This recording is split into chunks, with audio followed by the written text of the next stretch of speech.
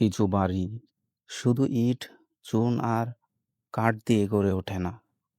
তাদের দেয়ালে জমে থাকে অসংখ্য বিকেল, অসংখ্য মানুষের পদচিহ্ন, অসংখ্য নীরবতার প্রতিধ্বনি। আজ আমি দাঁড়িয়ে আছি ময়মনসিংহের শশী লজে, একটি প্রাসাদের সামনে নয়, সময়ের সামনে। প্রতিটি স্তম্ভ যেন এখনো অপেক্ষা করে কেউ এসে তার পুরনো গল্প শুনবে বলে। এই জানালাগুলো একদিন হয়তো দেখেছে ঘোড়ার গাড়ি, পালকি, অতিথির আগমন, আবার বিদায়ও। আজ বাতাস ছাড়া কেউ আর কড়া নাড়ে না। তবু আশ্চর্য, নীরবতারও একটি ভাষা আছে। যারা মন দিয়ে শোনে তারাই সেটি শুনতে পায়।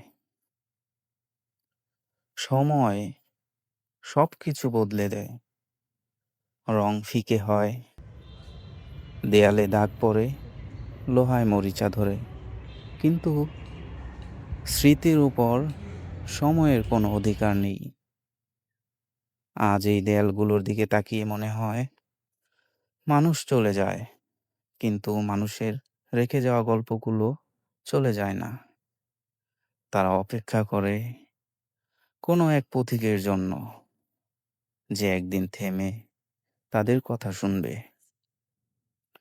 শশী লজের চারপাশে গাছগুলো আজও দাঁড়িয়ে আছে। হয়তো তারা এই মানুষগুলোকেও চিনত, যাদের নাম আজ ইতিহাসের পাতায়।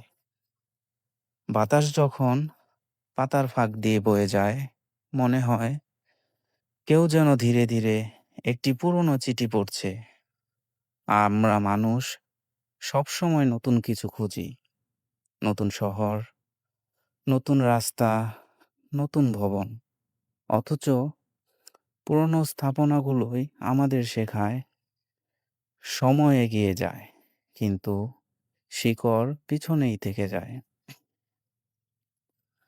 হয়তো এই প্রাসাদ কখনো আমাদের নাম জানবে না, আমরাও এর সব ইতিহাস জানব না। তবু কিছু জায়গা আছে যেখানে দাঁড়ালেই নিজেকে একটু ছোট মনে হয়, কারণ সময় আমাদের চেয়ে বড়, ইতিহাস আমাদের চেয়ে দীর্ঘ, আর স্মৃতি আমাদের চেয়েও বেশি জীবন্ত। বাংলার সৌন্দর্য শুধু নদীতে নয়, শুধু সবুজ মাঠে নয়, এটি লুকিয়ে আছে এই নীরব প্রাসাদগুলোর ভিতরেও, যেখানে ইটেরও স্মৃতি আছে, বাতাসেরও ইতিহাস আছে, আর যে মানুষ একবার থেমে শোনে সেও বুঝতে পারে ইতিহাস কখনো শুধু বইয়ে লেখা থাকে না। ইতিহাস কখনো কখনো নীরবে দাঁড়িয়ে থাকে, আমাদের অপেক্ষায়।